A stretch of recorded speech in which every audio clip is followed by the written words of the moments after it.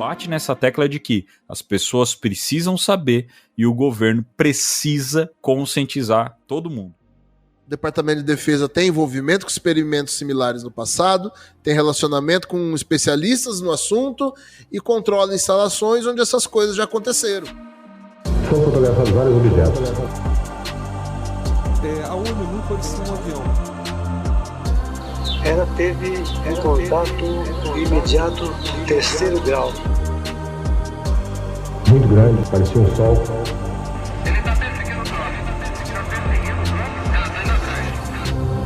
A aeronáutica não divulga os resultados de suas investigações sobre objetos aéreos não identificados. Ela pegou e bateu assim no meu ombro, embaú, e seguiu o caminho. Contato.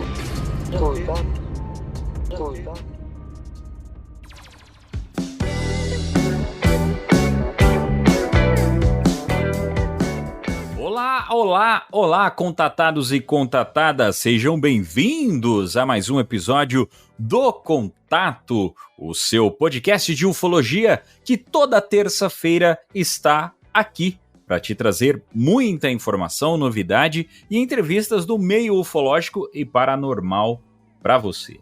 Eu sou Vinícius Martins, mas pode me chamar de Vini, e lá em Jaboticatip, Gustavo Conaccioni. Como você está, meu caro Guto, e o que nós vamos falar hoje?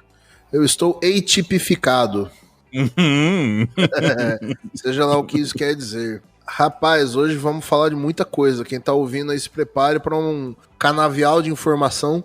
Vamos falar sobre um programa dos Estados Unidos da América do Norte chamado ATIP, que é muito comentado, já é muito conhecido, principalmente fora do Brasil, nos Estados Unidos e tal. Só que assim, não tem material em português sobre isso. Simplesmente não tem. Então a gente tá trazendo um conteúdo inédito aqui sobre esse programa, um programa do Pentágono. Sim, até pro pessoal entender, se hoje a gente fala de ufologia com uma certa seriedade, às vezes é por conta disso. Cara, esse episódio aqui, ele vai se conectar com o episódio de armas nucleares, porque aqui a gente vai estar falando de coisas no coração do Pentágono. A gente vai estar indo bem no detalhe da coisa. O episódio 19, a gente estava falando dos eventos, dos avistamentos, das coisas que aconteceram em áreas sensíveis, né, da defesa americana. Agora a gente vai estar falando do que os caras lá em Washington faziam depois disso. E não só com o episódio 19, né? Com Sim. Praticamente boa parte dos episódios que a gente já gravou aqui, falando de engenharia reversa, falando da emenda Schumer, jornal Fofocas, toda a questão do Fofoca Confidencial, enfim. A maioria dos nossos episódios casam com esse aqui, tá? Então é um episódio que eu tô muito empolgado para gravar, porque faz muito tempo que eu já tô querendo trazer esse assunto dessa forma, e o Guto fez um trabalho fantástico. Mas antes da gente entrar efetivamente, Guto, vamos convidar os nossos amigos a fazer aquela contribuiçãozinha semanal, não é mesmo? Para curtir, compartilhar, comentar, dar aquele like, seja qual for o seu agregador de podcast, se for possível. E se você estiver ouvindo pelo nosso YouTube, dá aquele like também, compartilha, ativa o sininho. E para quem não sabe, entra lá no nosso YouTube, você encontra pelo @ocontatopodcast, ou só escreve podcast o contato ou contato podcast, você já vai nos encontrar e curte lá a nossa página. Estamos querendo também ter seguidores ali no YouTube, beleza? Além de todas as nossas redes sociais, Instagram, Twitter, TikTok e o nosso e-mail, ocontatopodcast@gmail.com. Só de você seguir, compartilhar, interagir com a gente, mandar feedback, comentar, você já está ajudando muito. Mas, meu caro Gustavo Conaccioni, existe uma outra forma de ajudar, não é mesmo? Se você gosta do nosso trabalho, tem vontade de aprender mais sobre o assunto e quer fazer parte de uma comunidade de pessoas que compartilham deste mesmo interesse, considere uma de nossas várias categorias de apoio no Apoia-se. Os apoios, eles variam de 5 a 100 reais, com vários tipos de recompensas diferentes. Assim, você nos ajuda a continuar nosso trabalho, a melhorar a qualidade da nossa produção e recebe em troca várias formas de recompensas, né? Se no momento você você não tem condição de nos dar esse apoio na campanha, não tem problema. Avaliar o episódio, curtir as nossas publicações, seguir as nossas redes sociais, já é uma forma de nos ajudar bastante. Eu considero até a forma mais importante. Sim. Né? Porque o Apoia-se você vai estar ajudando a gente ali naquele momento, vai estar ajudando a acelerar o nosso processo de melhoria do podcast. Mas curtir e compartilhar e estar ali junto com a gente, seguindo tal, sempre interagindo, é a forma permanente de você nos ajudar e conseguir levar o nosso projeto ainda mais longe. Então, se você curte o nosso trabalho, começa aí o episódio dando aquele like e nos acompanhando. E se você puder, vem participar do nosso Apoia-se que você não irá se arrepender. Bora então pro nosso papo, Guto? Vamos direto pro episódio.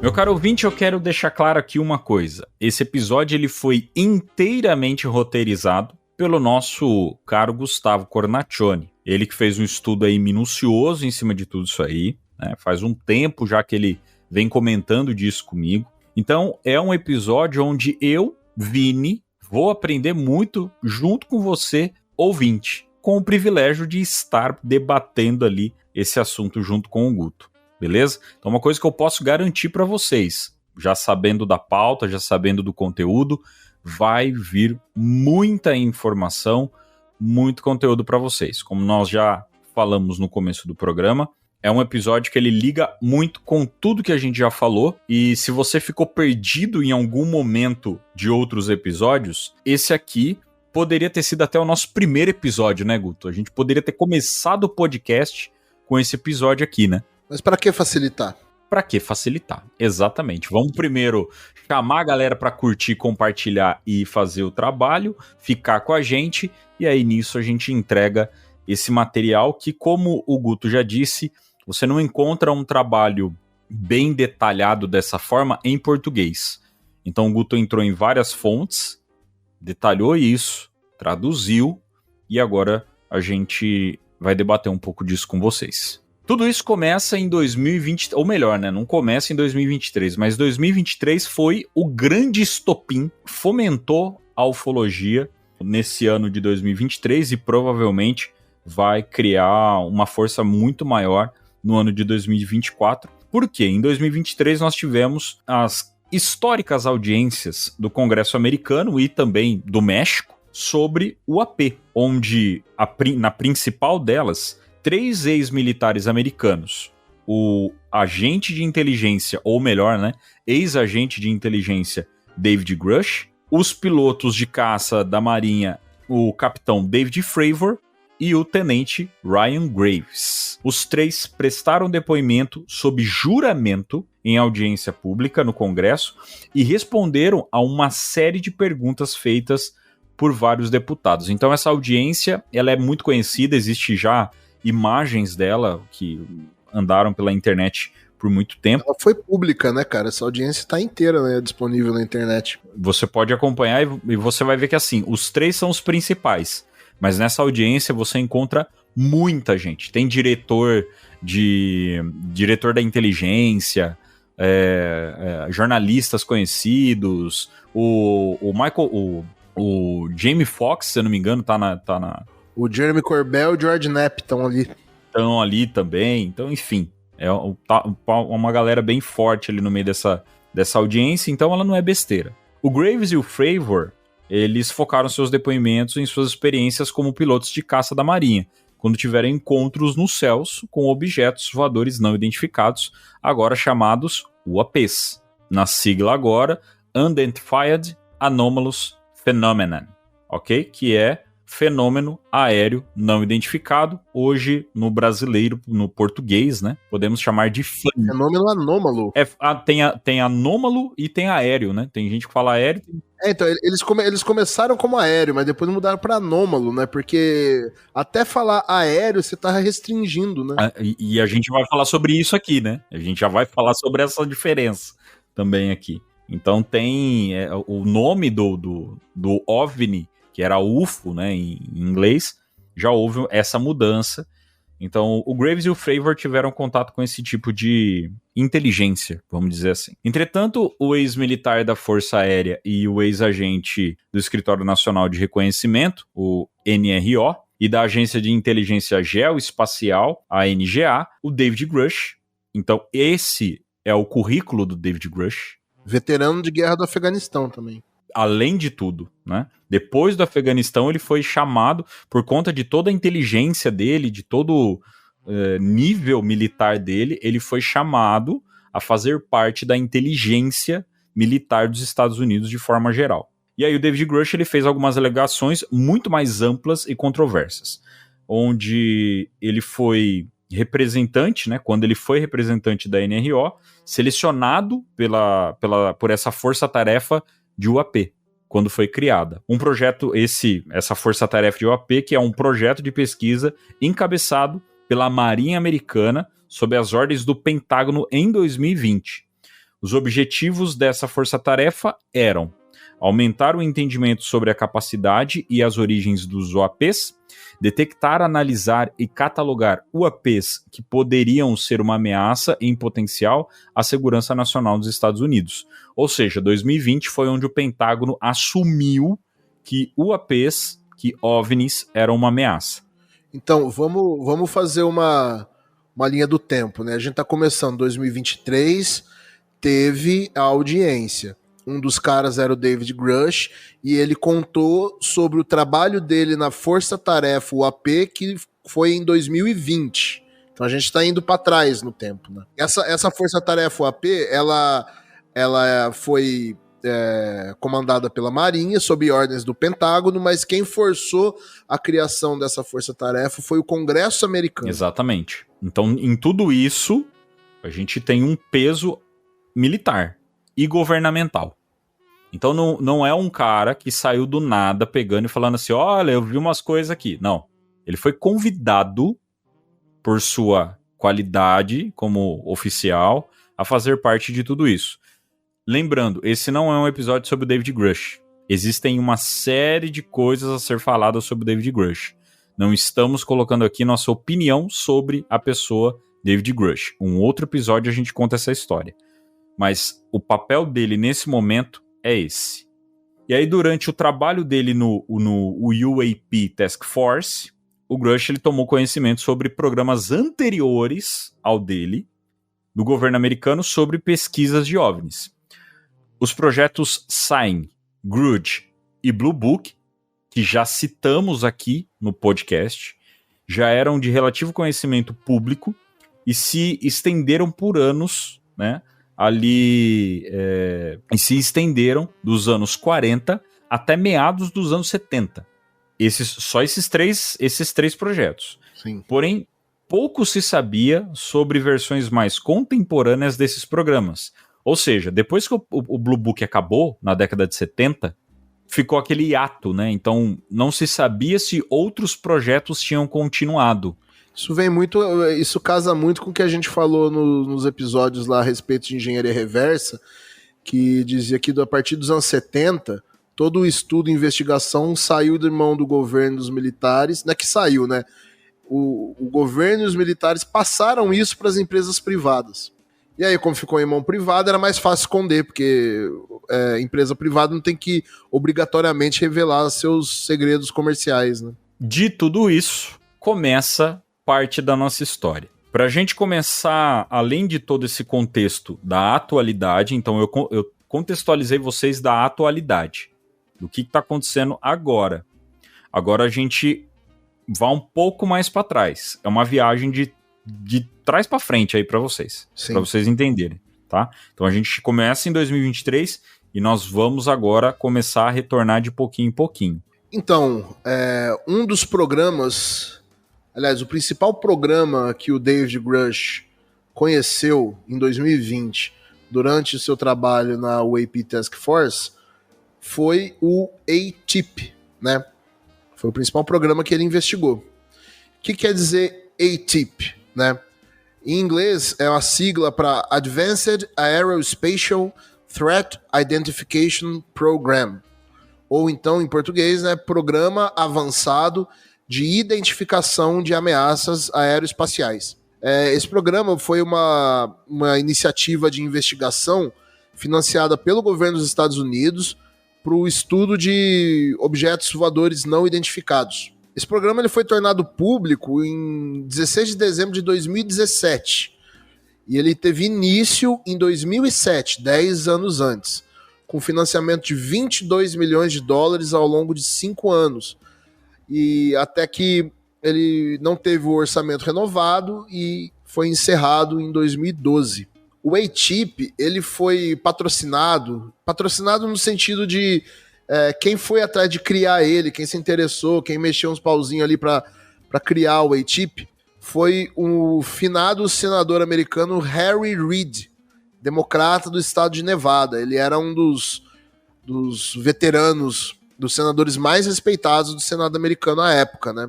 Ele criou esse programa, né, para estudar fenômenos anômalos não explicados, depois de um encontro com oficiais da Agência de Inteligência de Defesa, né, que foi onde o programa começou, sob o guarda-chuva da DIA, né? A gente tem a CIA, que é a Agência Central de Inteligência, e tem a DIA, que é a Agência de Inteligência de Defesa. Então, como eu falei, né, o programa ele se tornou público inicialmente em 2017, quando o New York Times ele publicou uma matéria sobre vídeos vazados no Pentágono, como o Gimbal e o Go Fast, né? Porém, só que depois dessa divulgação da existência desse programa, nada mais foi dito sobre ele por meios oficiais, né? Saiu a matéria, as pessoas relacionadas a essa divulgação deram seus posicionamentos, ufólogos falaram, virou um grande assunto, só que governo mesmo ninguém falou. O A-Chip ele acabou gerando um relatório de 490 páginas que nunca foi divulgado publicamente e documentava supostos avistamentos de OVNIs ao redor do mundo por um período de várias décadas. Ele foi também liderado por um oficial de inteligência militar chamado Lou Elizondo. O Lou Elizondo, a gente já citou o nome dele aqui, também é um cara que merece um episódio próprio. É um dos mais citados, né? É um dos caras, até a gente chegou a falar num episódio sobre a relação do Lou Elizondo com o Bob Lazar. Sim. Porque se não tivesse Bob Lazar, talvez não tivesse Lou Elizondo. Se não tivesse Lou Elizondo, não teria David Grush. Exatamente. Eles foram cascateando isso aí até chegar no que a gente tem hoje. Então, o Lou Elizondo, ele foi mais um, né? Mais um desse quebra-cabeça que estão tentando terminar de montar agora, né? Sim, a gente tá em mais uma etapa, né? O Lou Elizondo, ele tinha um cargo no Pentágono, né? Tanto que ele era o diretor desse programa, do A-Chip. Só que ele renunciou a esse cargo em 2017, depois dessas informações terem sido publicadas, né? Ele renunciou em protesto contra o governo, pelo segredo que o governo mantém, né? Pelo acobertamento e pela oposição interna à própria investigação, né? Alegando que, olha, eu fazia parte desse programa, eu queria pesquisar, esse programa foi criado dentro do Pentágono para pesquisar, só que o próprio Pentágono me barrava, né? E ele tem uma carta de demissão dele, que foi tornada pública, né? Uma carta ao secretário de Defesa dos Estados Unidos, dizendo que o programa não recebia a merecida atenção, né? E o Departamento de Defesa dos Estados Unidos, ele afirmou simplesmente que o programa foi encerrado em 2012, mas nunca deu uma explicação exata do porquê. Bom, então assim, a gente fez um resumo aqui sobre a criação do A-Chip e a duração dele, né? Durou 5 anos, 2007 e 2012. Vamos falar com um pouco mais de detalhes sobre duas pessoas muito importantes, né? Uma é o Lou Elizondo, que eu já citei aqui, a outra é o Chris Mellon. Um pouco mais de detalhes sobre o Lou Elizondo, né? Hoje ele é um ex-agente especial de contra-inteligência e ex-diretor do A-Chip. Ele serviu no Exército dos Estados Unidos em inteligência por 20 anos, depois ele teve 9 anos de trabalho de inteligência na defesa do Pentágono. Em 2017, o Elizondo renunciou ao cargo, como eu falei, citando a necessidade de mais exposição pública e cooperação governamental para o estudo de OVNIs. E no setor privado, o Elizondo ele foi responsável pela distribuição dos vídeos desclassificados do Pentágono, além de atuar como consultor e orador em vários eventos e palestras. Lou Elizondo é fichinha você vê ele em documentário sobre ufologia, no History Channel e tudo mais. O Lou Elizondo, ele ficou muito conhecido depois que o History, né, começou a trazer ele muito pra mídia, muito documentário ele apareceu. Não sei se chegaram a fazer algo tipo o Rancho Skinwalker só com o Lou Elizondo, sabe? Alguma coisa focada nele, mas ele se tornou uma figura pública. Tem muita coisa com ele, podcast, tudo, velho. Sim, ele é um cara realmente que... o jeito dele, né? O jeitão dele é diferentão. É aquela cara de nerd e ao mesmo tempo aquela cara de soldadão americano e tal. Então é um cara que ele é bem conhecido. A face dele é bem conhecida. E além dele a gente tem o Chris Mellon. Então vamos entender quem é o Chris Mellon. Então a galera que não tá muito dentro da bolha ufológica, que acompanha a ufologia um pouco mais na distância, não ouve muito falar do Chris Mellon. Ele é muito menos midiático do que o próprio Lou Elizondo. Então, o Chris Mellon, ou Christopher Mellon, não era militar, porém extremamente envolvido com a inteligência. Era um cara de cargo de inteligência. Então, nós não estamos falando de duas figuras públicas, ufólogos ou cientistas, ou então 2 podcasters que começaram a falar de ET porque eles gostavam. Não, são 2 caras envolvidos com o governo americano, beleza? Então Chris Mellon, ele tem mais de 20 anos de experiência em inteligência de defesa e assuntos de segurança nacional, inclusive atuando como vice-secretário adjunto de defesa para a inteligência durante as administrações Clinton e George W. Bush. É um cara que... Então, olha aí, o cara, ele foi vice-secretário adjunto de defesa durante 16 anos, porque o Clinton e o Bush ficaram 8 anos cada como presidente. E assim, você tem o secretário de defesa, que é o equivalente do nosso ministro da defesa, aí você tem o vice-secretário adjunto, que é ele. No setor privado, Mellon tem pressionado abertamente pela conscientização pública e pela responsabilização governamental em relação ao assunto dos OVNIs. Assim como Elizondo, atuou como consultor e especialista em tela em diversos documentários e programas de televisão. Então, o Chris Mellon, ele até apareceu nesses documentários, mas não acabou ficando tão famoso quanto o Lou Elizondo. Ele sempre, tipo Batman e Robin, sempre falavam do Lou Elizondo, falavam do Chris Mellon também, mas o pessoal focava no Lou Elizondo porque foi o Lou Elizondo que pegou o negócio e jogou no ventilador.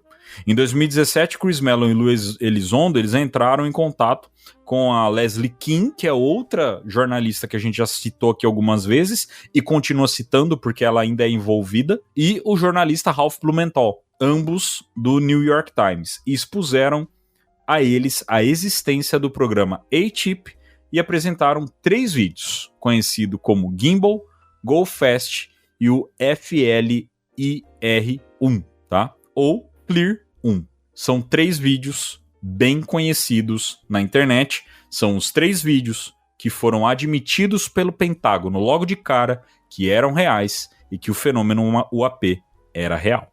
Então, quando eles fizeram isso, o Lou Elizondo logo em seguida ele pediu demissão. Ele não pediu demissão e depois soltou isso. Ele soltou isso e depois saiu. E ele saiu em protesto por dizer que estava cansado do governo não compartilhar essas informações abertamente com o público, né?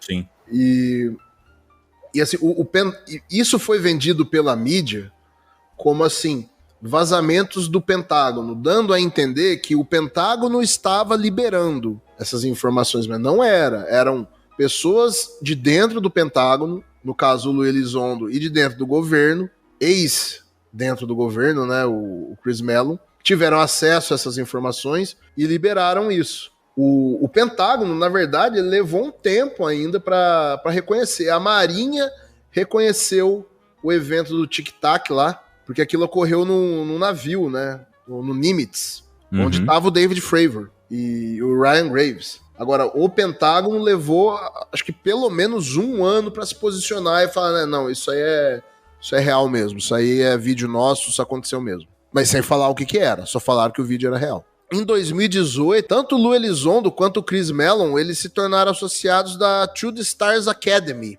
O que é a Two Stars Academy? Ela é uma empresa, existe ainda, tá funcionando. E olha que curioso, o dono dessa empresa é o Tom DeLonge, guitarrista do Blink-182, também é ufólogo, o cientista Hal Puthoff e o ex-agente da CIA, Jim Semivan. Então eles fundaram essa empresa em 2018, depois de sair do Pentágono, o Elizondo e o Mellon se tornaram associados dessa empresa. A Two Stars Academy, ela é uma empresa cujo objetivo é promover o tema UFO, né? O AP. Aí ela tem 3 departamentos para isso. Departamento de pesquisa aeroespacial, pesquisa científica e entretenimento. Eles já lançaram livros, filmes, documentários, fizeram eventos e também fazem pesquisas aeroespaciais e de metamateriais. Teve um filme que saiu ano passado, né? Como é que é o nome? Monsters of California. Isso, Monsters of California, foi o primeiro filme produzido pela Two Stars Academy e que lida com todos esses assuntos aí.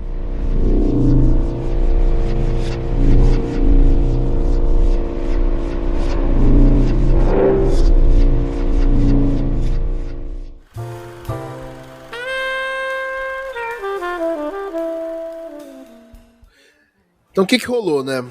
Chris Mellon e Lou Elizondo entraram para o Two Stars Academy.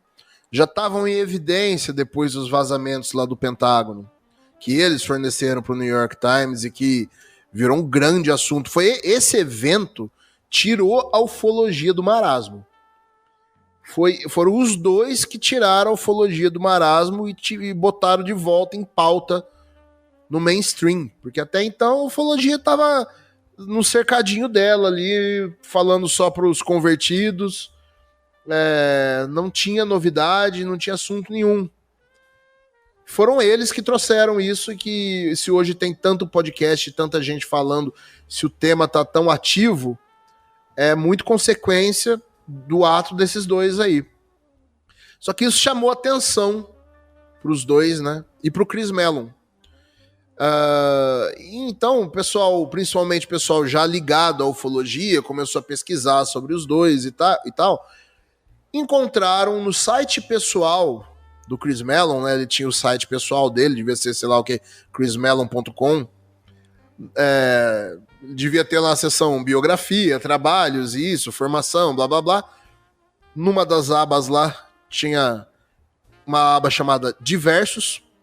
Encontraram vários documentos de um programa que eles citaram chamado A-Tip. Ele simplesmente colocou lá e não falou para ninguém.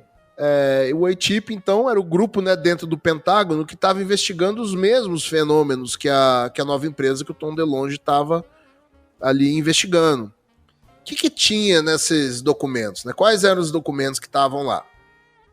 Ali tinha a carta de demissão do Lou Elizondo, do Pentágono, cópia de 3 vídeos divulgados pela Two Stars Academy, fotografias de um pacote recebido do Pentágono dirigido ao Lou Elizondo, tinha uma fotografia de 4 CDs marcados como propriedade do governo dos Estados Unidos, não classificado, 5 páginas de um relatório completo e não censurado do incidente do navio do porta-aviões Nimitz, que é onde ocorreram os avistamentos do Goldfest, Gimbal, aquelas coisas todas, e 7 slides de uma apresentação sobre o A-Tip, uma apresentação do Chris Mellon, vice-secretário de Defesa, para o secretário de Defesa.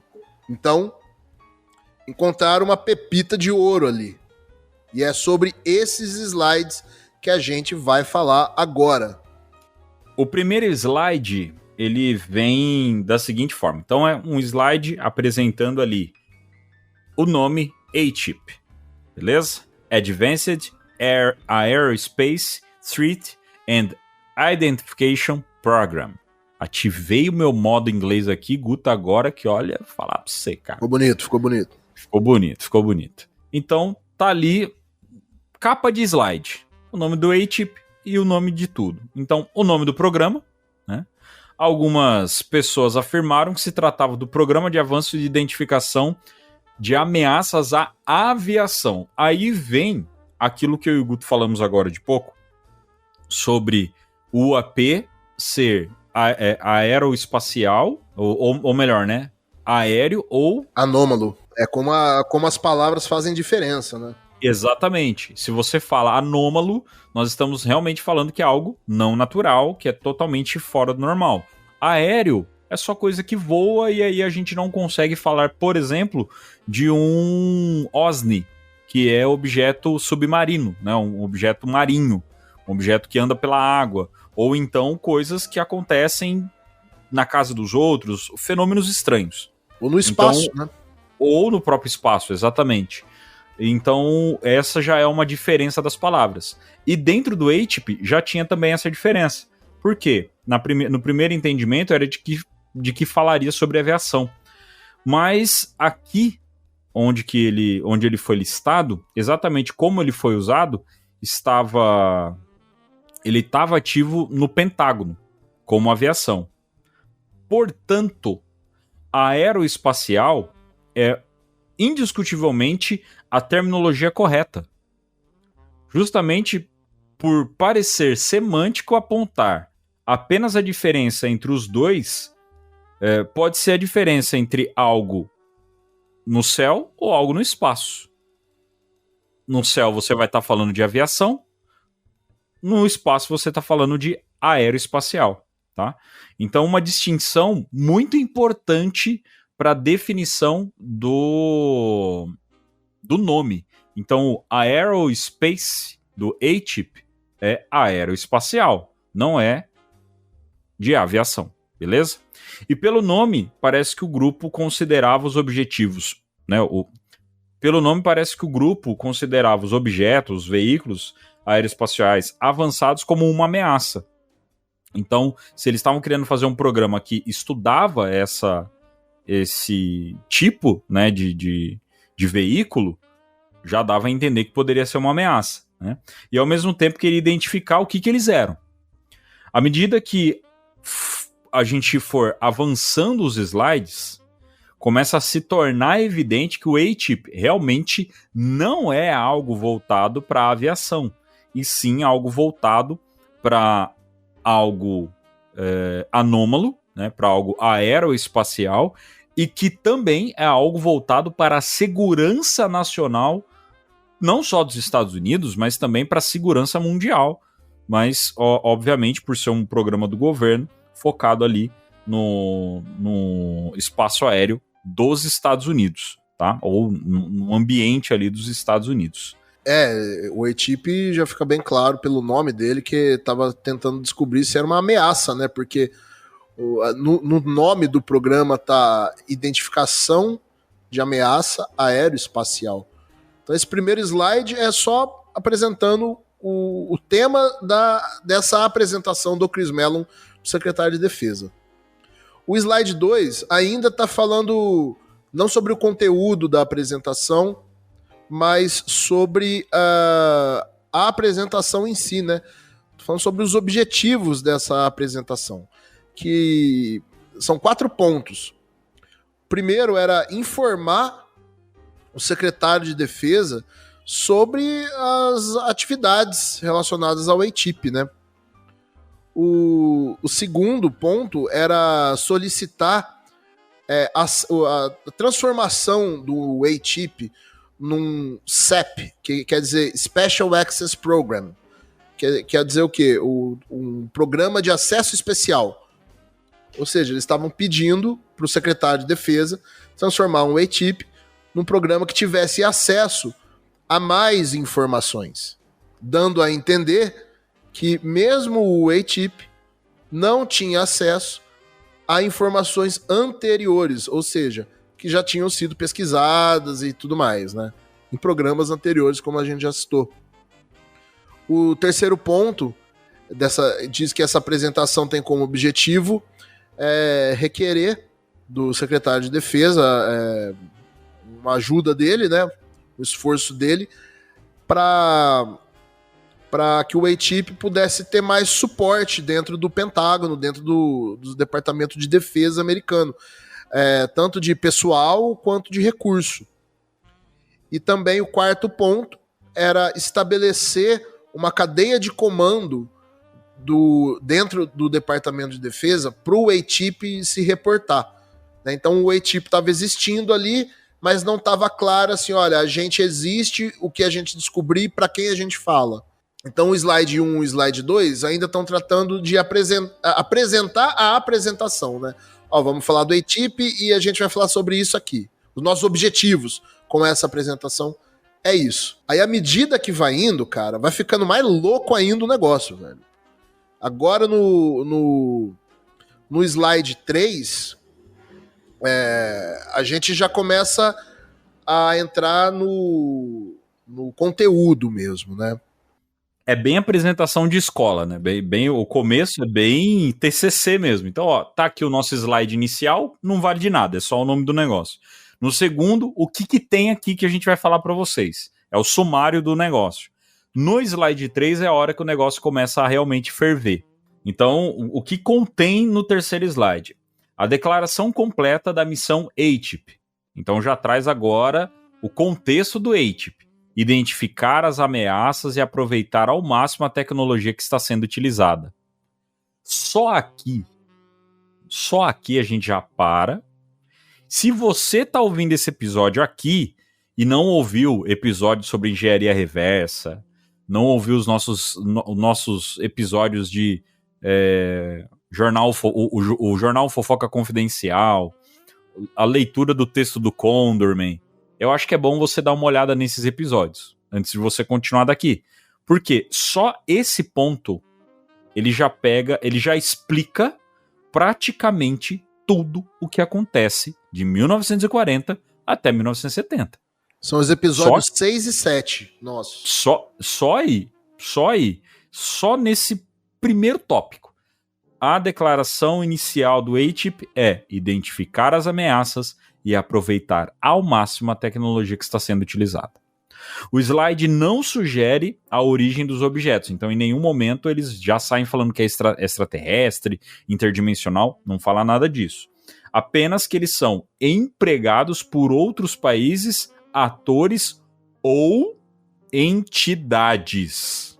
O Departamento de Defesa dos Estados Unidos queria usar a tecnologia para fins militares, uma vez que afirma que a compreensão da tecnologia forneceria aos Estados Unidos uma vantagem decisiva sobre adversários e ameaças. Ou seja, eu vou pegar essa tecnologia e vou usar contra os meus adversários, antes que usem contra mim. Porém, no texto deles, eles não falam que é extraterrestre, mas usam por outros países, atores ou entidades.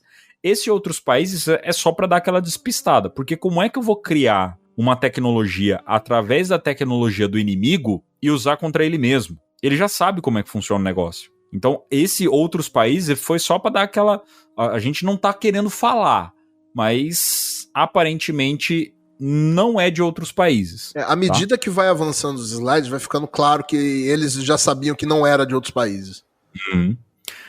Aí o que tem mais nesse terceiro slide? O ATIP tratava da tal tecnologia como além de próxima geração, entre aspas, tá? Além de próxima geração. É algo que é capaz de navegar no espaço e provavelmente também no ar. A tecnologia é considerada altamente avançada e provavelmente muito além de qualquer coisa que estava sendo usada na época em que esses slides foram criados. E provavelmente também não é de agora, tá? Então ele já trazia a ideia de que a tecnologia ela é realmente avançada, não temos nada referente a isso agora e provavelmente no futuro nós também não teremos tão fácil, a não ser que a gente consiga capturar uma e fazer engenharia reversa. A única indicação de por que os dispositivos são considerados uma ameaça é que eles já consideram a tecnologia fora da capacidade do departamento. Ou seja, a gente não conhece, a gente não sabe de onde vem, a gente não sabe como é fabricada, a gente não entende como é essa tecnologia. Automaticamente, ela é uma ameaça. E é importante a gente lembrar que aqui o que a gente está fazendo, né, cara? O slide, toda pessoa que já fez uma apresentação sabe que o slide é um resumo do resumo do resumo, né? Então a gente está pegando o slide dessa apresentação e tentando tirar dali de dentro o conteúdo. É bem meio que uma investigação mesmo, né, cara? A gente vê, pô, se o cara tá falando disso aqui, o que quer dizer, né? Não tem aqui o que o Chris Mellon falou na apresentação. O que tem aqui é o tema, né? O resumo do tema que foi falado. Então a gente tá fazendo uma reengenharia de PowerPoint, digamos assim, né? É, quase isso mesmo. Bom, e agora, como eu falei, né, a cada slide que a gente vai avançando, o negócio vai ficando mais e mais e mais viagem, sabe? Ao todo são 9 slides, porém, os slides 5 e 6 não estavam disponíveis no site do Chris Mellon. E até hoje ninguém nunca encontrou esses slides, eles nunca apareceram. A gente parou no slide 3 aí, que o Vini comentou, e agora quando chega no slide 4, ele quer dizer a respeito de avaliações preliminares do ATIP, ou seja, as perspectivas, né, iniciais do programa sobre a tecnologia e os objetos que eles estavam pesquisando. Isso aqui é muito interessante, o negócio já vai ficando mais interessante. São também 4 pontos que foram apresentados, né? O primeiro ponto que está ali nesse slide diz respeito de uma conscientização de que muitas dessas descobertas feitas pelo ATIP, se usadas contra os Estados Unidos, elas podem ser uma virada de jogo decisiva contra o país. Ou seja, aquelas coisas que eles descobriram foram usadas contra eles, perdeu, ferrou. Eles deixam de ser os maiorais. O segundo ponto diz o seguinte, isso que eu tô falando, eu tô lendo do slide, tá, gente?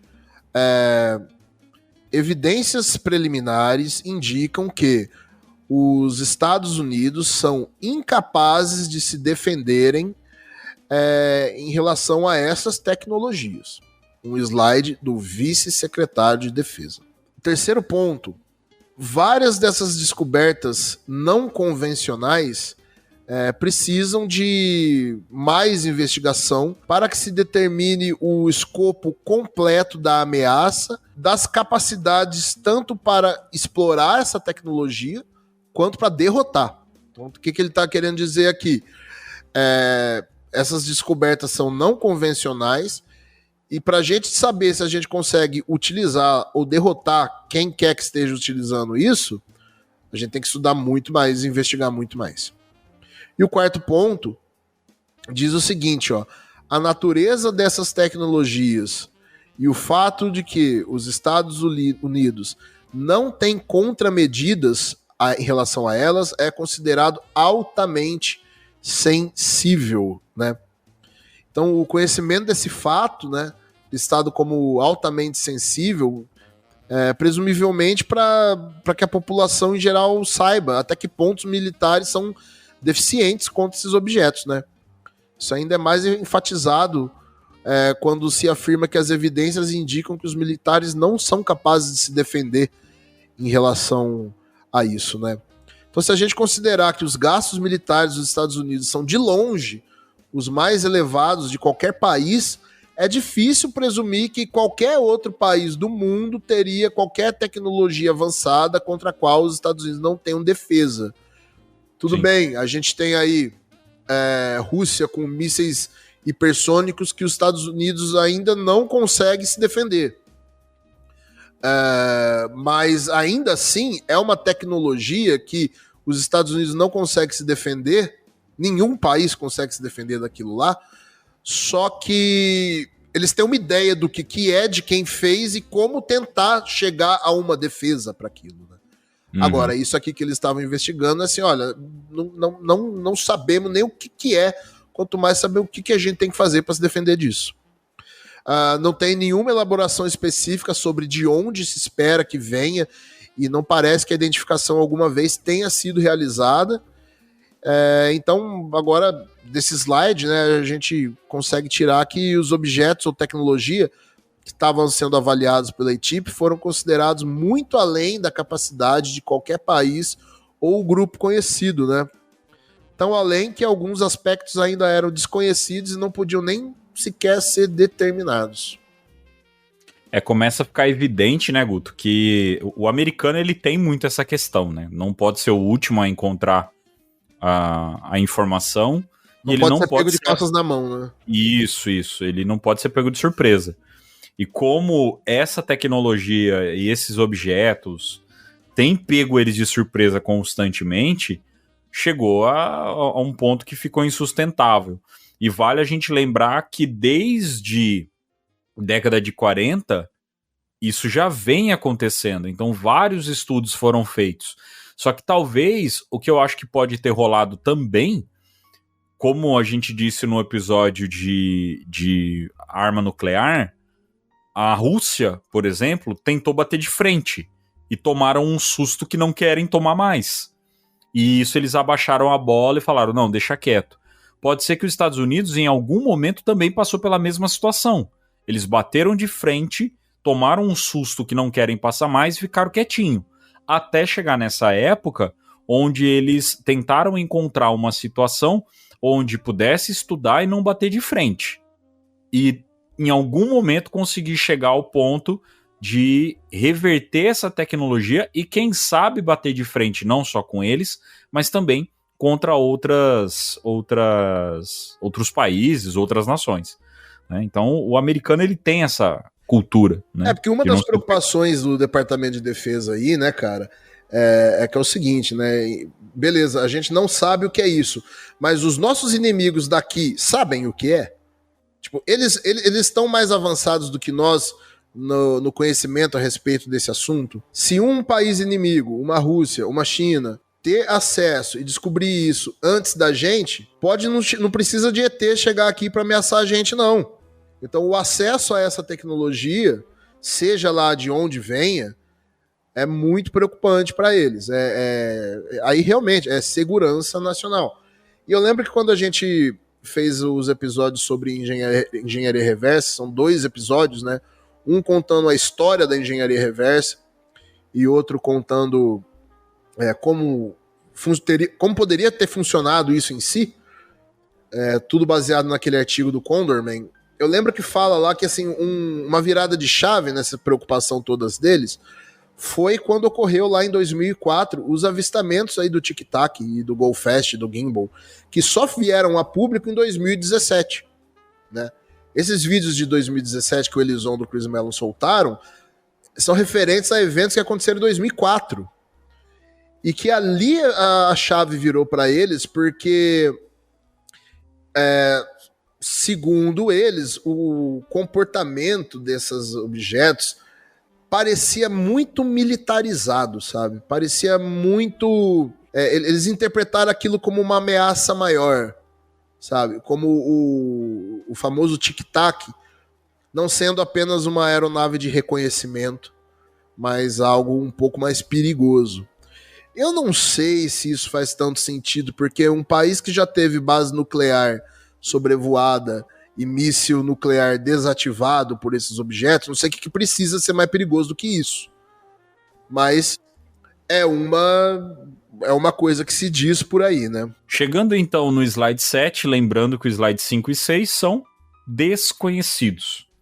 A gente entra então no Contract Focus, ou foco do contrato. Seria aí o miolo do negócio mesmo, tá? Então o que é o foco desse contrato? Eles estão sendo relacionados com os artigos científicos que foram contratados a vários cientistas em todo o mundo, envolvendo as pesquisas do A-Chip e suas descobertas ou hipóteses.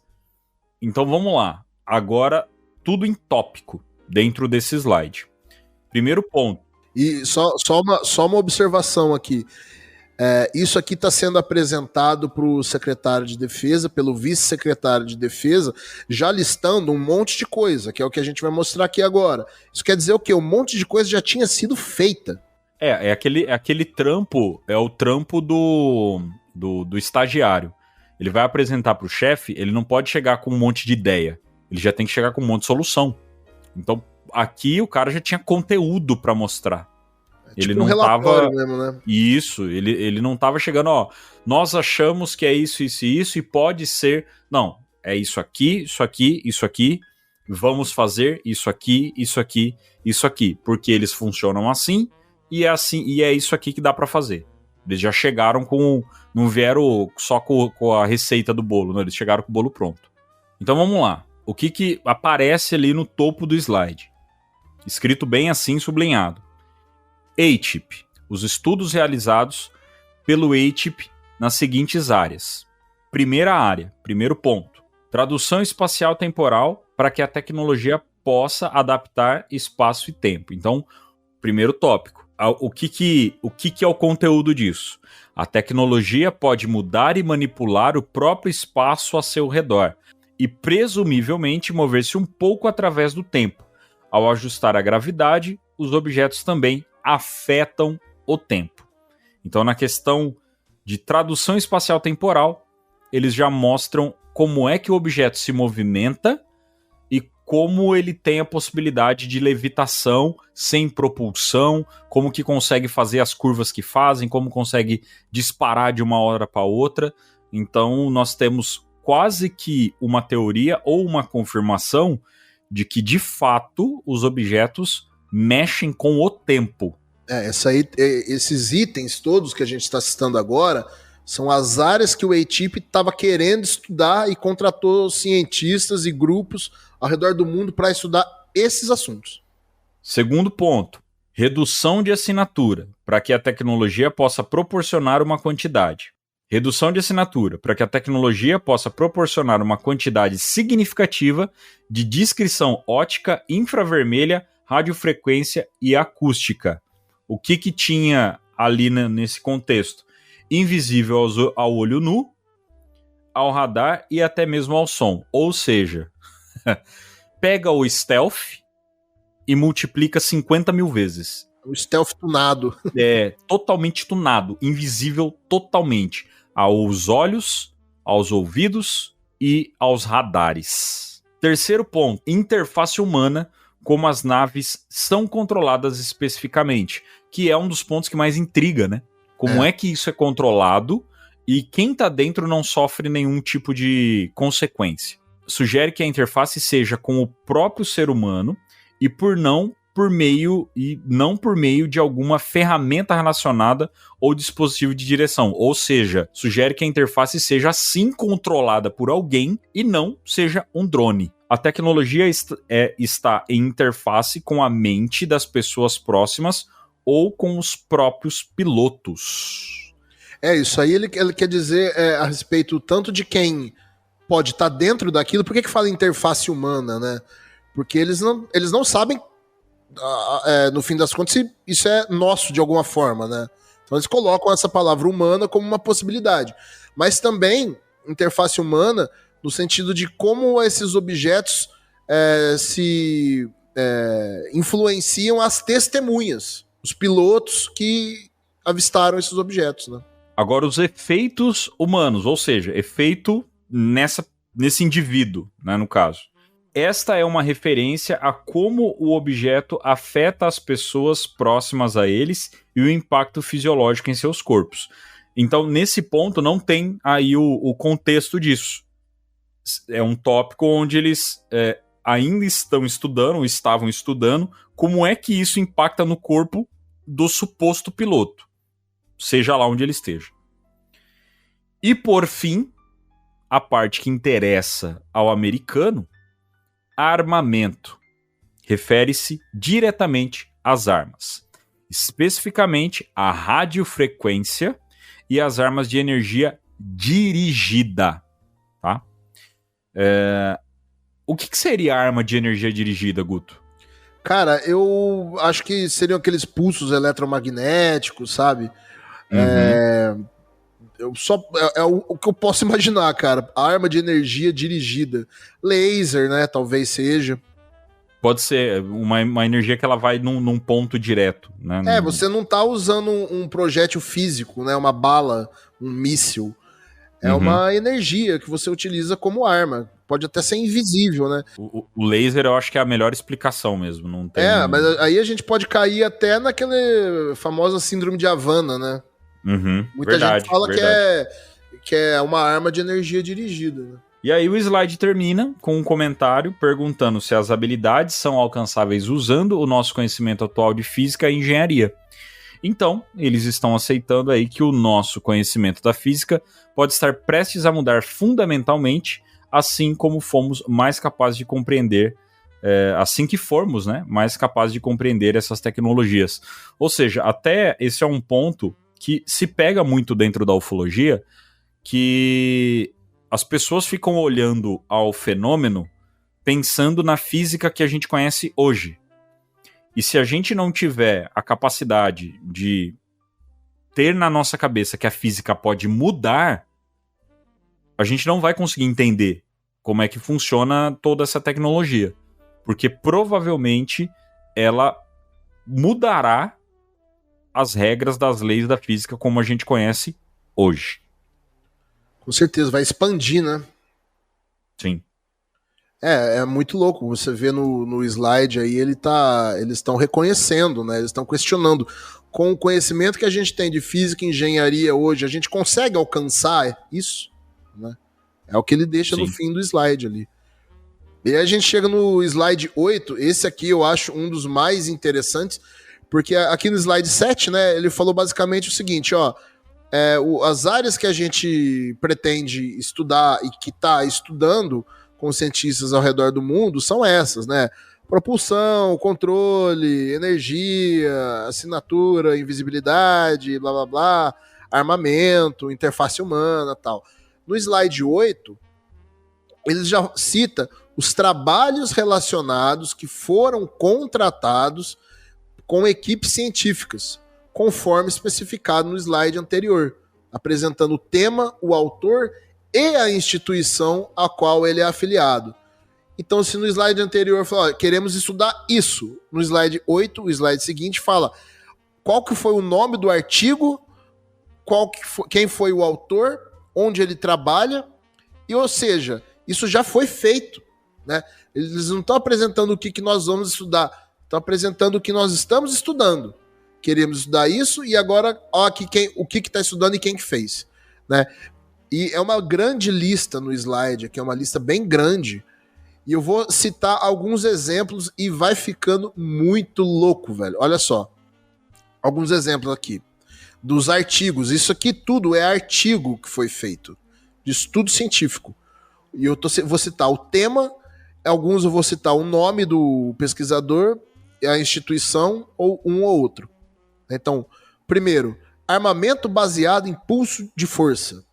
Estudo feito pela Northrop Grumman, que é uma empresa aeroespacial. Modificações no espaço-tempo para aplicações em voos espaciais. Puta merda, velho. Modificações no espaço-tempo para aplicações em voos espaciais. Isso aqui estão falando de interestelar já, né? Estudo feito pelo Dr. Hal Puthoff. Próximo.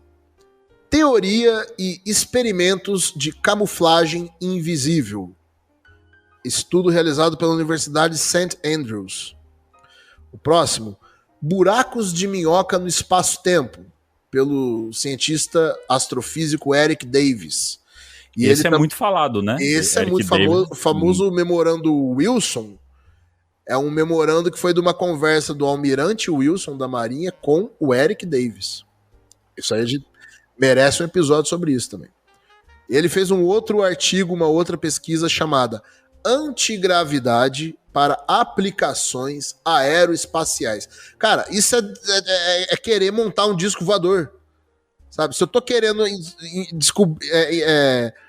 encontrar aplicações da antigravidade, como usar a antigravidade em veículos aeroespaciais, eu tô querendo fazer o quê? Eu tô querendo fazer um disco voador. E piora, né? Você continua lendo, piora. Vai piorar. Piora. O próximo. Abordagem estatística elaborada da equação de Drake. O que é a equação de Drake? Você sabe, Vinícius?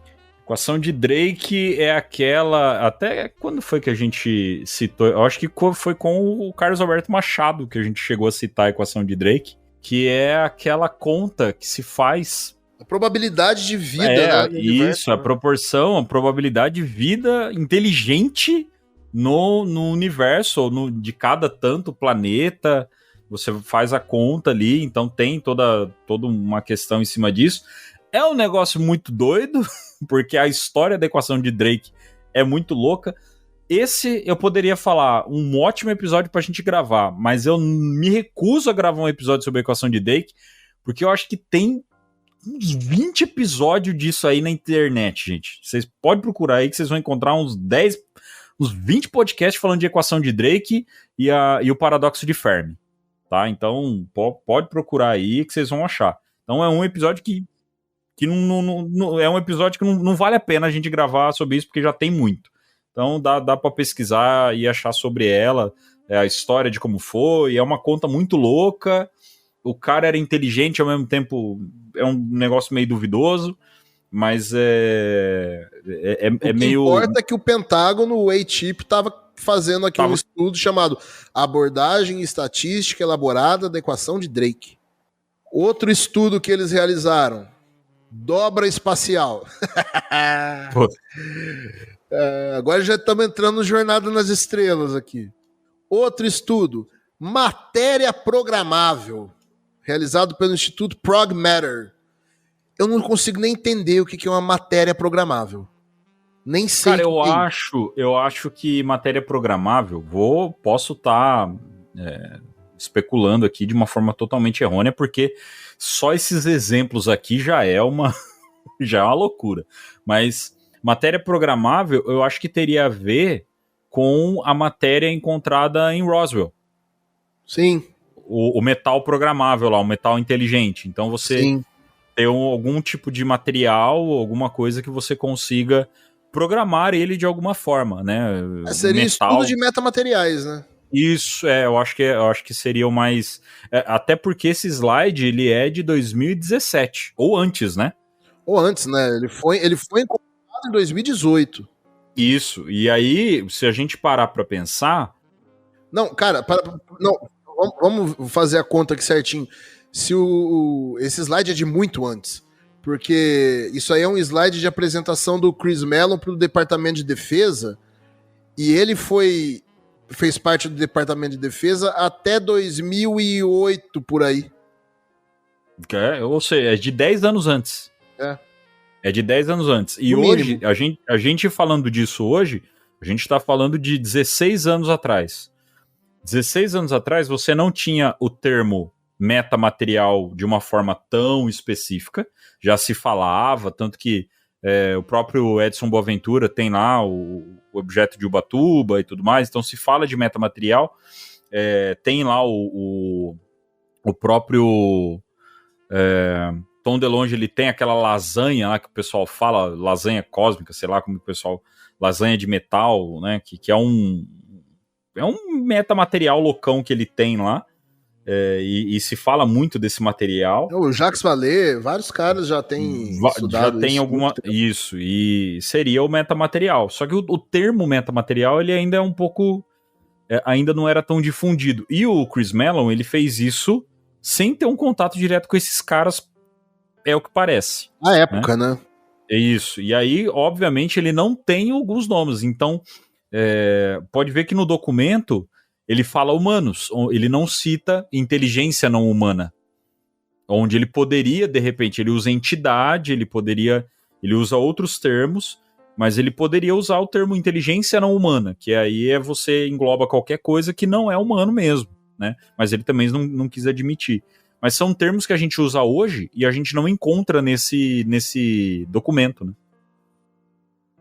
Seguindo aqui, ó, próximo estudo feito com artigo científico. Agora, esses artigos científicos não estão publicados em revistas científicas, entendeu? São artigos científicos feitos em estudos exclusivos pro A-Chip, um programa que durante 5 anos teve um orçamento, que se sabe, de 22 milhões de dólares. Próximo estudo, armamento laser de alta energia. O famoso raio azul da Marvel, né? Começo do ano, a Inglaterra testou uma arma a laser chamada, acho que é fogo de dragão, alguma coisa assim. Que é uma arma laser. Pois é. É exclusivamente uma arma a laser. As armas a laser já são empregadas hoje em dia, né? E é uma arma gigante a laser, onde eles falam que ela é muito mais barata do que um míssil. Já tem matéria disso, você pode pesquisar isso aí, né, para qualquer outra pessoa não pegar e vir falar pra gente, pô, onde vocês viram falar isso?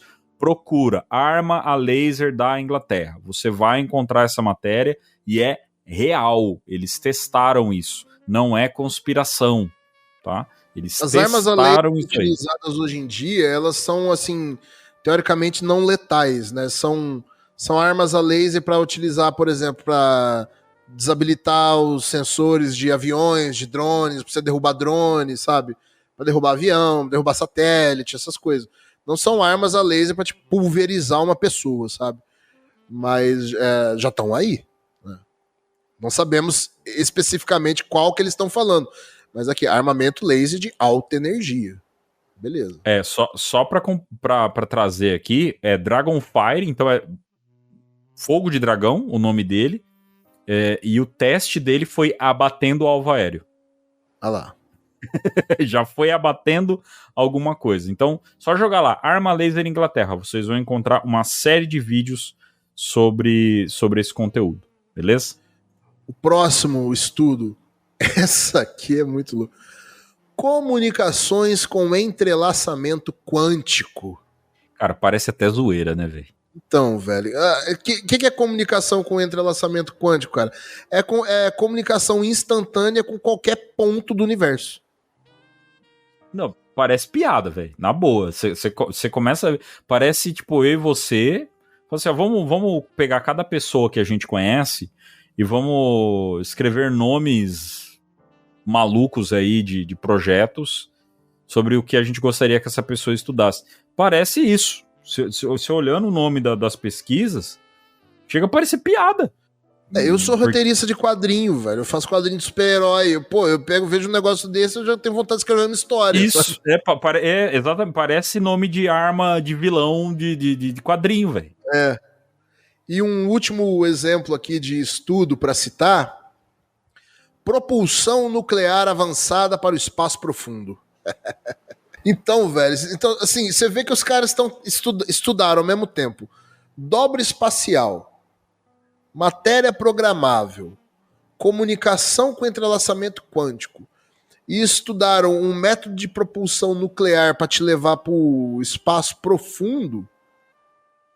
E outra, né? Qual que é o negócio ali? Antigravidade para aplicação aeroespacial. Os caras estão querendo fazer o quê, velho? Os caras querem viajar pro outro lado do universo. Agora, uma coisa que tem que ser dita. Eles estão estudando tudo isso em relação ao que eles têm avistado, né? Ou seja, essas coisas que eles resolveram estudar, eles estão se baseando nos objetos e nos fenômenos que eles analisaram e estudaram que poderiam ser possíveis ameaças. Ou seja, eles conseguem identificar mais ou menos sinais desses temas nessas coisas. E agora, chegamos finalmente ao slide 9, que eu não sei porque ele se tornou o mais famoso desses 9 desses slides que encontraram no site do Chris Mellon.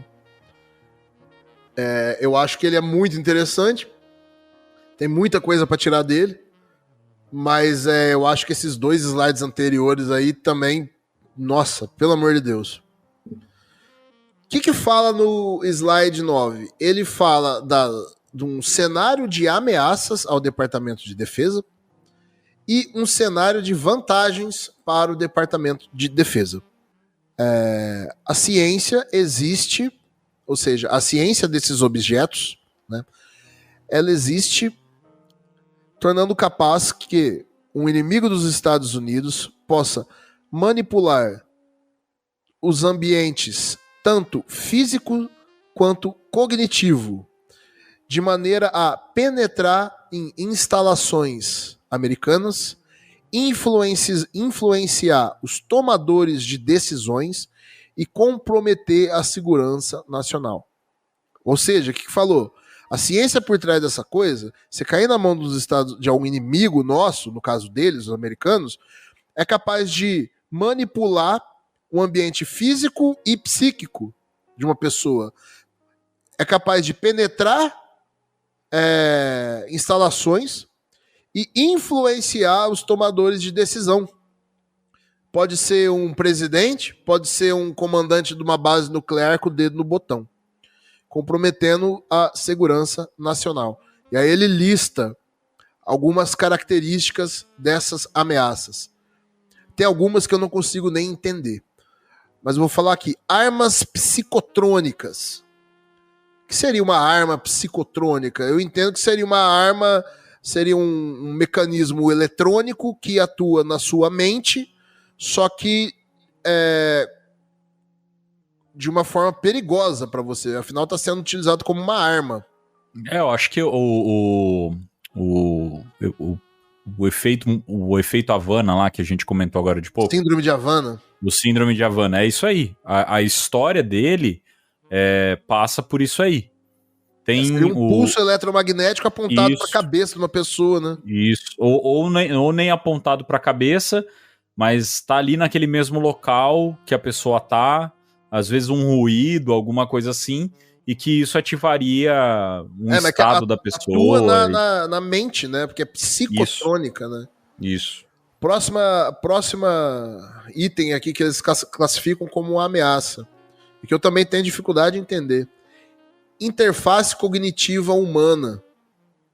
O que seria isso? Eu interpreto como deixar todo mundo parecendo zumbi. Eu interpreto como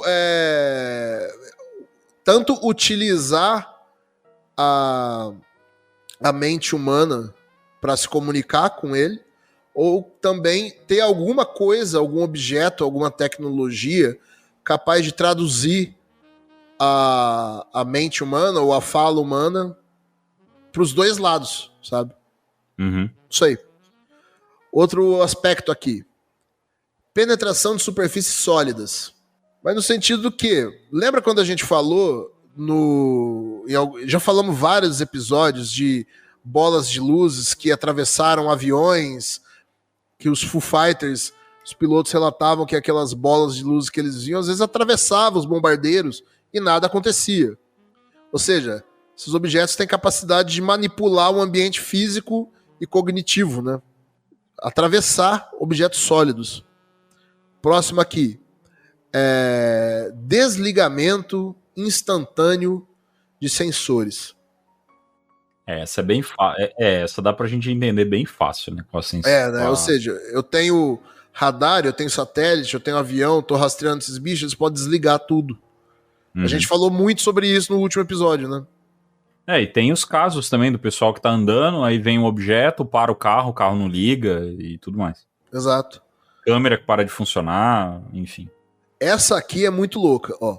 Alteração ou manipulação de organismos biológicos. Isso aí me lembra casos de abdução, né? Pessoas surgem com marcas, mutilação animal. É o primeiro item do que a gente leu até agora que fala de questão biológica, você percebeu? Sim. Em nenhum momento no artigo inteiro, no slide inteiro, ele fala de questão biológica, ele fala de vida. Ele só fala de tecnologia. Não, ele chega a falar de vida ali quando fala assim, os efeitos nos seres humanos que tiveram contato com esses objetos. Mas ele não fala da questão de que quem do objeto o que eu tô querendo dizer é assim, eles não falam de um estudo voltado a corpos recuperados ou seres, eles não falam nada sobre isso, eles não falam nada. Que nem o efeito no ser humano é o efeito da tecnologia no ser humano, né? Esse é o único item que ele aparece falando de uma manipulação biológica, de alguma questão biológica, de organismos, e é onde a gente entende que tem ali alguma relação com a questão orgânica, né? E isso está sendo dito aqui numa análise das ameaças, né? Uhum. Está sendo dito na questão da análise de alteração ou manipulação de organismos biológicos. Então, cara, isso é tão amplo. Vai saber o que eles falaram nisso aqui. Sim. Pode ser, de repente, isso me lembra casos de pessoas que viram, sabe, viram outra pessoa e de repente aquela pessoa vira uma outra coisa. Que faz sentido também com a manipulação psíquica, né? Skinwalker. Rancho Skinwalker. É a explicação básica disso aí. Exato.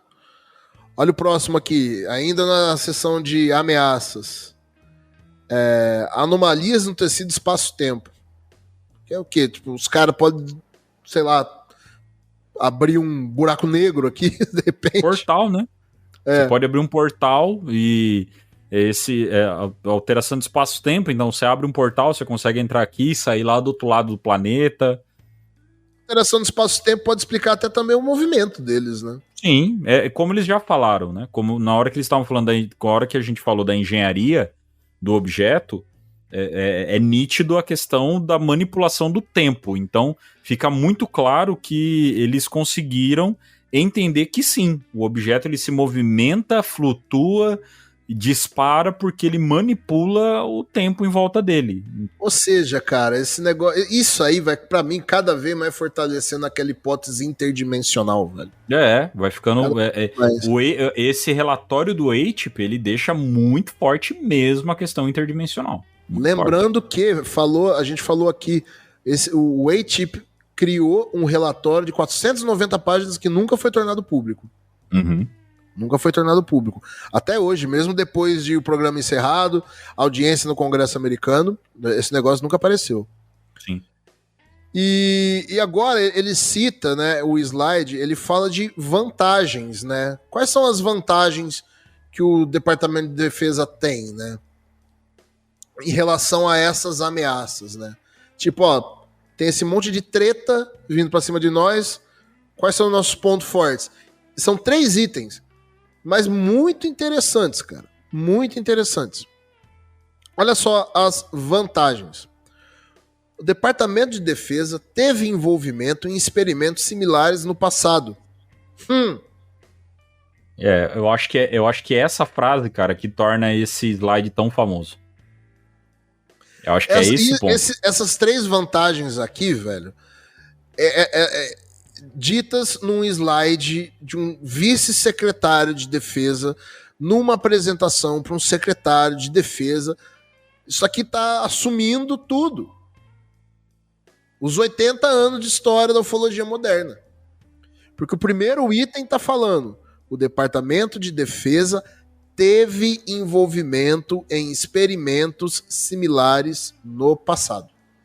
O segundo item: o Departamento de Defesa tem relacionamento com renomados especialistas no assunto. Interessante. Como que a pessoa é especialista, sendo que é a primeira vez que está estudando? Como que a pessoa é especialista se esse assunto não existe? E o terceiro item, que linka com quase todos os episódios que a gente já falou aqui. Linka muito com o último, episódio 19.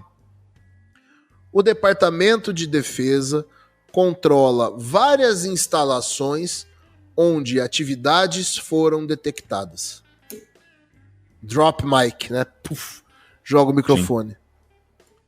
Ou seja, o Departamento de Defesa tem envolvimento com experimentos similares no passado, tem relacionamento com especialistas no assunto e controla instalações onde essas coisas já aconteceram.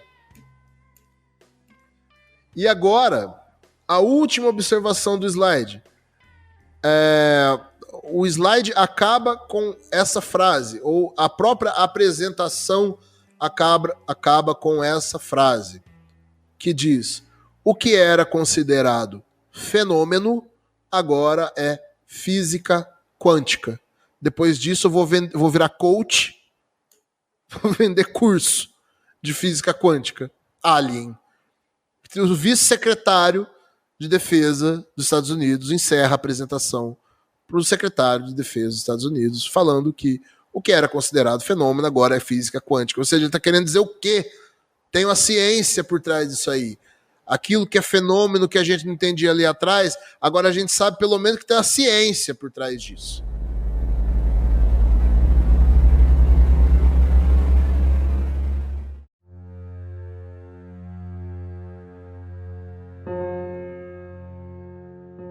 Eu aqui hoje, eu dei os meus pitacos e tal, mas eu tô mais fazendo papel de ouvinte curioso do que de um participante do podcast. Porque tem muita informação aqui que eu também não tinha conhecimento detalhado. Por exemplo, essa lista de tarefas aqui, o nome dos projetos, eu não tinha conhecimento, né, desses slides em si. E as fontes são New York Post, Los Angeles Times, News Nation, o jornalista Ross Coulthard, Daily Mail, To The Stars Academy, Projeto Galileu, Sol Foundation e diversos blogs e perfis no Twitter. A parte de diversos blogs e perfis no Twitter é fonte, é confiável? Às vezes. Agora, New York Post, Los Angeles Times, News Nation, o próprio Ross Coulthard, que a gente já contou a história dele aqui, Daily Mail, o To The Stars Academy, que ele não foi feito só para isso, ele foi feito para uma série de coisas, e a Sol Foundation, que agora é uma instituição criada não por ufólogos, e sim por cientistas para falar do fenômeno. E o projeto Galileu, que é do Avi Loeb, foi montado pelo Avi Loeb, que é o diretor do Departamento de Astronomia de Harvard, e que o Chris Mellon e o Lou Elizondo fazem parte agora. Quando a gente entra nesse processo da ufologia, você começa a falar de um Bigelow, que é um multibilionário dos Estados Unidos. O cara tem um patrimônio gigantesco. Ele pode fazer o que ele quiser, né? O que ele quiser. Ele pega, ele vai e compra um rancho, porque falam que tem fantasma nesse rancho. Ele não apenas compra um rancho, ele montou uma empresa, chama NIDS, que é só pra investigar esse tipo de coisa. Ele fez um documentário. Aí o cara é podre de rico, ele pega a família dele e bota pra ficar 3 meses morando na caceta desse rancho, velho. E aí depois ele vende o rancho porque as coisas começaram a acontecer na casa dele. Você tem uma quantidade de congressista envolvido no negócio, você tem militares envolvidos no negócio, você tem o Pentágono falando que o negócio é real. E aí vem uma cientistas das principais universidades. Você tem o Jacques Vallée, que o cara é milionário, fala de ações e tudo mais, mas o cara tem um momento na vida dele para falar de ufologia. Vindo pro Brasil agora, você tem um Carlos Alberto Machado, que o cara é super conceituado na faculdade dele, o cara tem um puta estudo, e o cara gasta tempo dele ali para trazer o estudo sobre o fenômeno. Você tem um Rony Vernet, que o cara é conceituadíssimo na empresa que ele trabalha, o cara tem uma baita carreira profissional, o cara começa a estudar o fenômeno de forma séria, o cara vai para um congresso no México com gente poderosa para falar do negócio. Convidado, né? Então, assim, o meio da ufologia tem as pataquadas dele? Tem. Não dá pra gente falar que não tem. Mas tem muito. Tem uma parte do assunto, porque o meio da ufologia ele tá lotado disso, mas ele tem uma parte do assunto que tem gente que vem tentando desacreditar, que você fala, cara, então tá bom, né? Eu particularmente adotei o então tá jóia, né, no meu diálogo. Então tá jóia. Você começa a falar com a pessoa vem com 1 milhão de argumentos pra você, e você fala, cara, então tá jóia. Porque não entra, é a física convencional, é a explicação convencional, tudo é explicado, então tá jóia, cara, tá bom. Né? Eu acho que é muito importante, cara, esse aspecto da pesquisa meio que bibliográfica. Claro, a pesquisa de campo, ela vai ser sempre importante, né? A gente pesquisar o fenômeno ali em loco, o que aconteceu, ouvir o relato das pessoas. Mas, de certa forma, isso já vem sendo feito há muito tempo. Isso consolidou o conhecimento, mas isso não foi ainda capaz de consolidar o convencimento. E, assim, informação não falta, seja ela em forma de vídeo, em forma de relato, em forma de documento, de pessoas que são civis, pessoas comuns, até a pessoas que estão nos mais altos cargos dos principais governos do mundo, universidades, entidades militares e tal. O que falta? Nada é capaz de comprovar para quem não quer acreditar, sabe? Porque depois de tudo que a gente fala, depois de tudo que mostra, a pessoa não abre a possibilidade de pensar, pode ser que tenha alguma coisa, então não adianta, velho. A única... O que tem que acontecer em primeira etapa não é a revelação, é a confirmação, sabe? Agora, o que as pessoas não percebem é que a confirmação ela já aconteceu.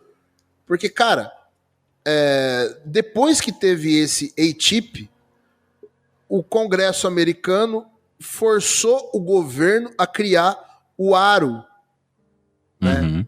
Que hoje está aí e que é público. A diferença entre o ARO e o ATIP é o quê? O ATIP, ele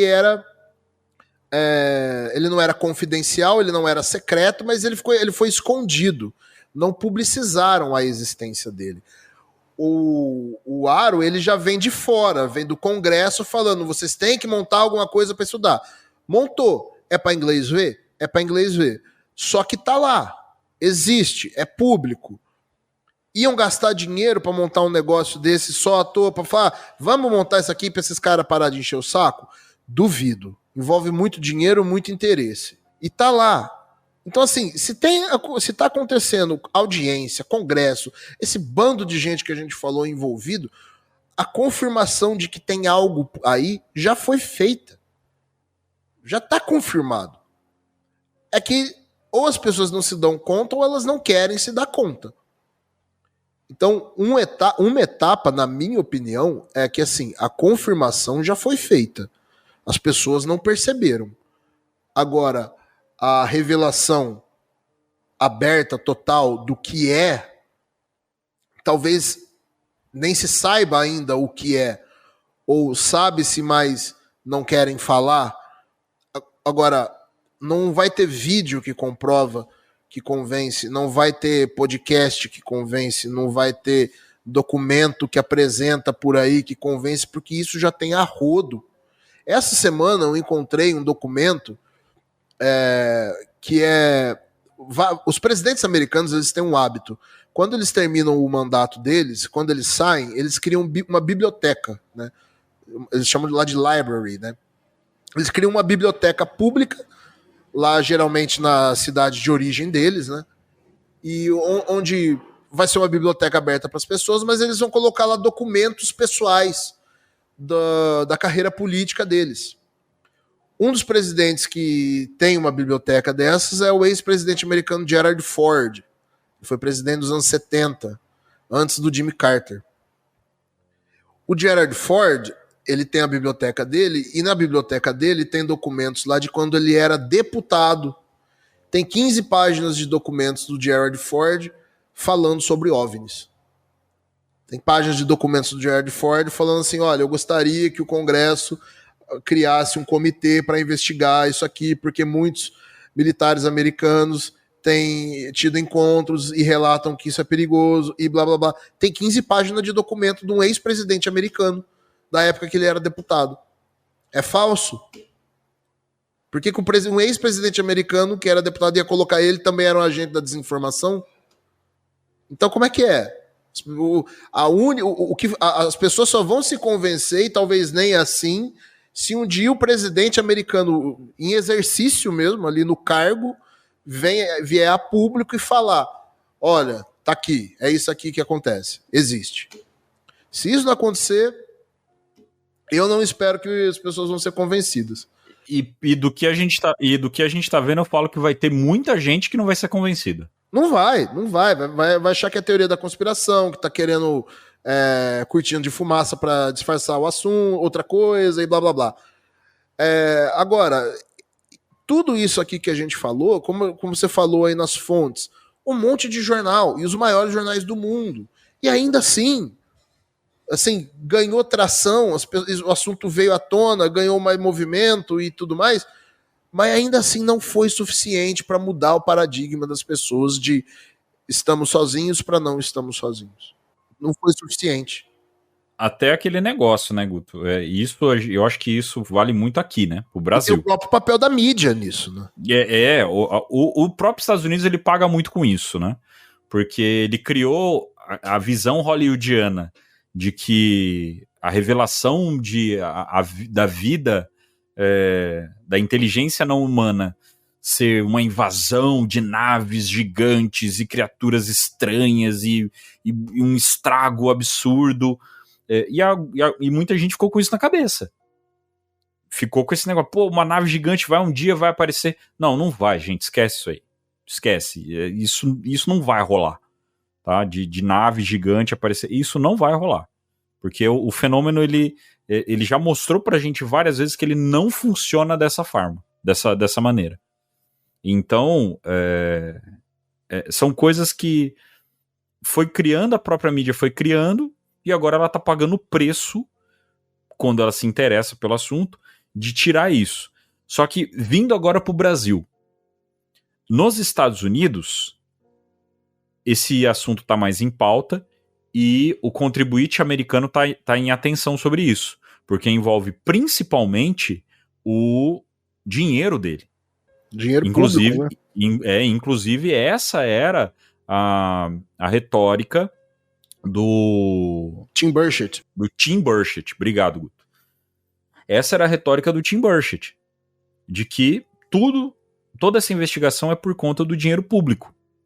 No Brasil, a gente não tem esse tipo de matéria, a gente não tem esse tipo de pesquisa, a gente só tem a galera da ufologia que vai em cima do assunto, os jornais fazem chacota, e mesmo se isso acontecer lá nos Estados Unidos com uma certa confirmação, para isso virar uma pauta aqui no Brasil, vai demorar.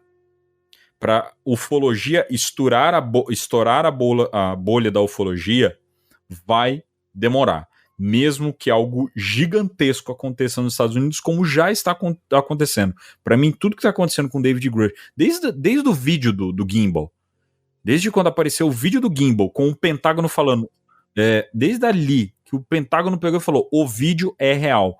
Para mim, aquilo ali já foi grande o suficiente para todo mundo estar falando daquilo. Mas não. Aqui no Brasil, pelo menos, as pessoas esqueceram desse. Cara, a maioria nem fato. sabe, velho. A maioria nem sabe. Tanto que é uma coisa que a gente já contou aqui, né? A pessoa começa a falar alguma coisa, você pega e fala assim, ó, tá vendo esse vídeo aqui? É de 2017 e o Pentágono falou que é verdadeiro. Nossa, eu nunca vi um negócio desse. Então. Cara, você vai ver qualquer notícia que saiu a respeito do David Grush, dessas audiências e tal, que saíram aqui no Brasil, se você entrasse num site tipo o UOL da vida, digamos, um G1 da vida, sei lá, isso ia estar lá embaixo na página, uma notinha ali pequenininha, no meio de notícias sobre Big Brother, Brasileirão, fofoca, tal, sabe? Quando é publicado, não ganha destaque, sabe? E vai ser publicado aquela e esquece, não vai ser publicado mais nada. Na TV aberta, então, na mídia, jornal, assim, de TV, Globo News, ou os canais de TV e tal, menos ainda. Saiu alguma coisa ou outra na época das audiências lá. Mas foi aquilo, saiu naquele dia, não teve nenhum desenvolvimento depois do assunto. Pô, a gente tá acostumado já, né, cara? Quando vamos falar desse tipo de assunto, é música do Arquivo X no fundo, termina sempre com o apresentador fazendo uma cara meio de tipo, de desconfiado, deboche, né? De deboche, de risada e blá blá blá.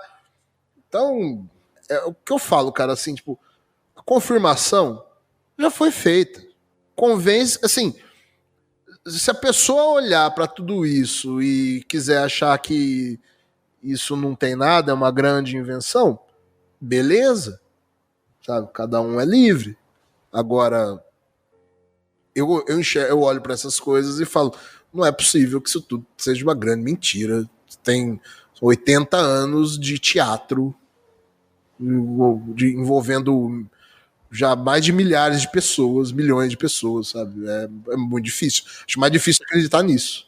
E se for uma grande mentira, cara, vai ser a maior mentira de todos os tempos, da história. Vai ser a maior fake news de todos os tempos. Só que você tem que provar, né? Você tem que provar, você tem que vir com provas, você tem que vir com... Porque assim, é mentira. Beleza, alguém pega e fala, é mentira. Mas aí os fenômenos continuam acontecendo. E aí? Tá, mas então beleza. Então a física agora explica pra mim o que é esse negócio voando numa velocidade absurda, fazendo zigue-zague aqui na frente da minha casa e não tem ninguém vendo isso. É da tua cabeça. Bela explicação. Obrigado. É isso, né? Eu acho uma certa preguiça, cara, quando, por exemplo, falam assim, você mostra um vídeo, talvez, essa pessoa fala, mas isso aí não é ET. Eu falei, beleza, não é ET, pode não ser, mas o que é? Pessoa, é difícil assumir, às vezes, que não sabe o que é. E por isso o nome anômalo, porque a gente não sabe o que é. Basta admitir que não sabe o que é. Que a gente tá numa época que a gente tem tanta informação e tanta tecnologia que eu acho que a gente ficou meio mal acostumado a achar que sabe tudo. Sabe? A gente sabe as coisas instantaneamente, consegue saber sobre, sei lá, uma inundação no interior da China, eu consigo saber disso agora. E aí a gente tá achando que, não tem nada que a gente não saiba. Tudo que existe a gente já pode saber, já tem uma explicação. Não precisa ser ET. Não precisa ser alienígena. Só que assim, basta assumir que é uma coisa que acontece há muito tempo e a gente não sabe o que é. Não sabendo o que é, já basta. Não tendo explicação, já basta pra gente assumir que a gente não sabe de tudo. Tem alguma coisa aí. O que cansa um pouco às vezes é essa mania de falar, às vezes achar as explicações mais absurdas, sabe, que é mais difícil você acreditar naquilo do que talvez que eu não sei o que é isso, sabe? Considerações finais? Não, já tô tudo desconsiderado já. Muito bem. Então, meus caros ouvintes, o episódio foi longo, né? O papo foi longo, é um papo muito complexo, né? É um papo que fazia tempo que a gente queria trazer aqui para vocês. Se ficou dúvida, entre em contato com a gente por todos os nossos canais aí, fique à vontade, e que a gente vai ter o maior prazer de continuar esse debate com vocês, porque esse é um debate que vai longe, tá bom? Se a gente quiser gravar um parte 2 disso aqui, continuando tudo isso que eu e o Guto falamos, dá para gravar tranquilamente. Muito bem, então, muito obrigado pela sua paciência, pela sua companhia, pela sua parceria, para você que nos seguiu até aqui. Nos encontramos na terça-feira que vem, em mais um episódio do O Contato Podcast.